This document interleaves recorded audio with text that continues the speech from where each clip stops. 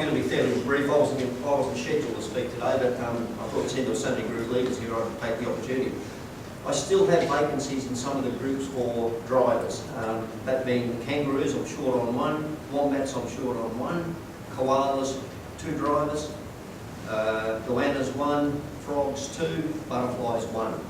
So I'm short drivers. If you know of anyone that's contemplating, they haven't registered yet, this is as per the current registration that I've got at the moment. So they're the vacancies that we still have for drivers. And that's about it. If you know of anybody, give us a shout. No, you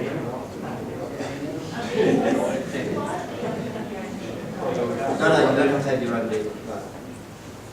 And some people are providing vehicles, and we'll work that out as we go.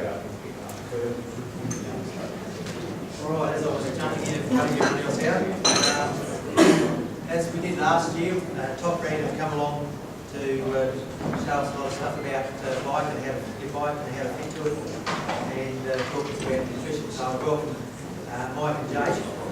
And I've also got some pretty good news to announce. Mike's just confirmed today that we're going to be able to run a raffle for a bike to the value of $2,000, bike and accessories to a value of $2,000 to buy on Top Brand.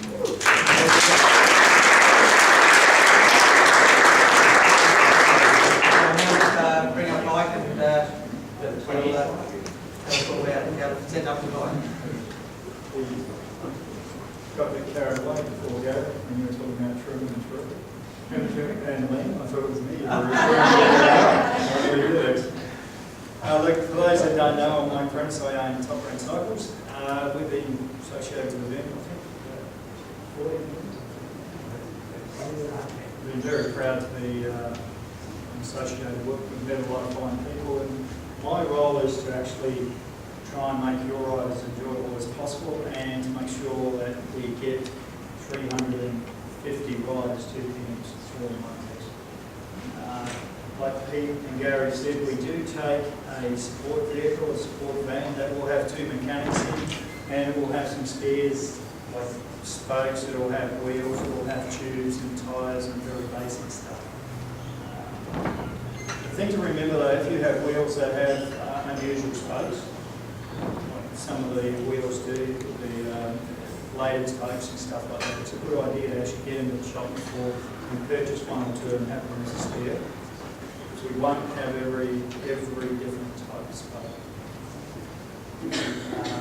So it is a good idea to think about your stuff before. Use the training rides like Gary said leading up to the event to iron out all these bugs. The workshop does get extremely busy in the last 2 weeks. And it won't hurt though if you get your bike serviced, say 4 weeks out, and you iron out some of the bugs. Say if you've got problems with fit, hopefully we'll give you some pointers today, Jay Paul. But again, feel free to drop into the shops. There's a very good crew there that can help you through making it comfortable for you, nutrition, wearing the right gear. We are there to help. Okay? So do drop in. This is Jake, and I'll hand you over to Jake. He's going to talk a little bit on bike. And this is Sean, who's going to come on up. Sean. We've got a fit Sean. So this is, I'm Jay, as Mike said. Thanks for having us here today, guys. This is Sean, he's one of our agro guys at the shop, so he's going to do a bit of a demo today of a bike fit with the help of mine. Okay, so there's a few different reasons why you might feel uncomfortable while you're riding. There's some really, really common ones. One that Sean's actually had at the moment, a bit of lower back pain, same as mine, bum hips. But there's all sorts of reasons, and it's usually to do with your bike. Sore hands, your arms going numb, you're getting tingling in your toes, all sorts of things like that are related directly to your bike fit, and not just making sure your seat's in the right position, your handlebars are straight. There's a lot more to it. So we're going with a few bits and pieces. So the seat angle. So it's really important that your seat is actually level. So you can see the 2 pictures there at the top, where it's actually pointing up towards the roof, or if it's angled down.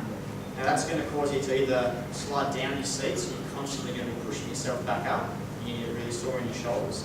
Or if your seat's leaned back, you'll have to be pulling yourself forward on the seat. Okay, and again, that's going to make you sore in your shoulders. It's going to rotate your hips the wrong way as well. So something really simple is just making sure your seat's level. Could have sore hands too, couldn't you, Joe? If you're leaning too Yeah, if you're leaning forward, you'll be putting a lot of weight on your hands to stop yourself. That's another common one for getting numb hands. So we actually at the shop, when we're fitting you, we'll get a spirit level and make sure that it is dead flat. And that's really important. That way, if you're uncomfortable during the ride, you can actually slide yourself back and forward to sort of ease the pressure points on the saddle. Because rarely you're going to sit in the one exact spot the whole time. You're going to be for a ride where you sort of shift yourself around. The seat's not level, it's not level. There's the correct seat position there. Okay, seat height. Now there's a lot of precise angles and stuff you can use to get the seat height. It's actually 30 degrees behind the knees, the correct angle. And not everyone has the tools to measure that, but there's a way you can get a really rough guide. So Sean's going to show us now with mine. So he's going to put his heel on the pedal as opposed to his toe. Right, when he puts his heel on the pedal, he goes all the way down to the bottom of his pedal stroke. If you can't stand up, stand up. His leg is going to be fully extended. Okay, so as you know, when you've got your forefoot on the pedal, like in a normal pedaling position, there's a slight bend. When he puts his heel there, it's just going to be a really rough ride. So you can see there, Sean's leg straight, and when he puts his foot in normally, Rail's again, he's got that 30-degree angle on one hand. Okay, it's awfully precise, but it's very close. Alright, a few different things about cleat placement and different types of pedals. So, I'm not sure what pedals everyone's using. There's going to be a mix of flat pedals, mountain bike pedals, road pedals. It's a good idea not to change what you've been using now specifically for the ride. If you're used to something you've been using for a long time, I suggest you use the same thing in your training, leading all the way out to the event, because it's really important that you just have that consistency. So, with the actual cleat position, if you change where the cleat is actually sitting on the shoe, it is going to affect the way that your knees trap. And what I'm saying is that it's important that your knees are going straight up and down in a line with your foot. Because if your cleat's on a funny angle or if it's not positioned quite right, you are going to put a lot of stress on your knees. That's some of the things that if it's not tracking right, you might suffer ITB trouble, which is that big band that runs down through there, so you may find those very tight. You may, if they're the wrong angle, start using these back muscles too, so you could pull up very slowly and pull back as well. So if you've got any of those symptoms, just start having a look at those things. I suffer that, but I've got the slip-in ones, so my foot is probably sitting up quite straight. Is that right? When you say slipping, you don't mean a clip in the pedal, you mean just a toe strip. Toe strip. What are you suffering from? That tight band. The ITB band. It's well, then you're not fixed in, so that's not contributing to it. There's another reason why you're getting tight there. Sam will have some lovely pointers on that later on next week. It could be, sorry, that your seat's too high. Yeah, because if you're not clipped in, we can't really isolate the exact position for your foot. So your foot's going to move around all the time. It's really hard to locate the exact position. I just thought my foot was naturally on a bit of an angle, I might cause that. Yeah, if while you're heading here, you're not naturally putting your heels out, and yeah, your knees are not going to travel anymore. You'd actually be pointing your toe because you can't pull up the back, you can only push through your toe. So therefore you're putting all the pressure on your quads, which is going to pull on your ITBs. So when you clip in, you're actually pulling up the back using your hamstring and your glute. With a toe clip, you can only push. Would it be an idea to get clips now? You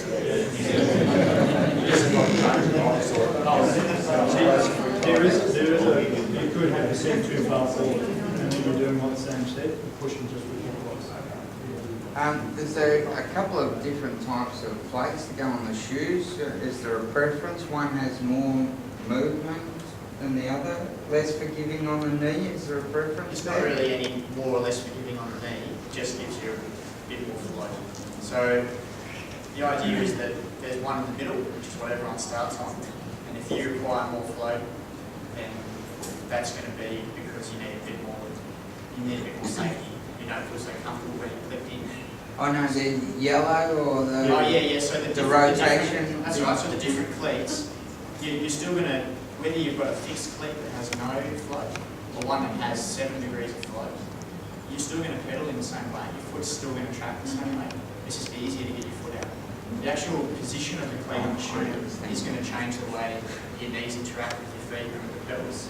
Yeah, so the float is just a comfort thing. Yeah, so Sean's a sprinter, he'll have cleats with no float, so he's in there fixed in really tight. Or someone who's starting out have cleats that have got a lot of float, just it's a bit more confidence.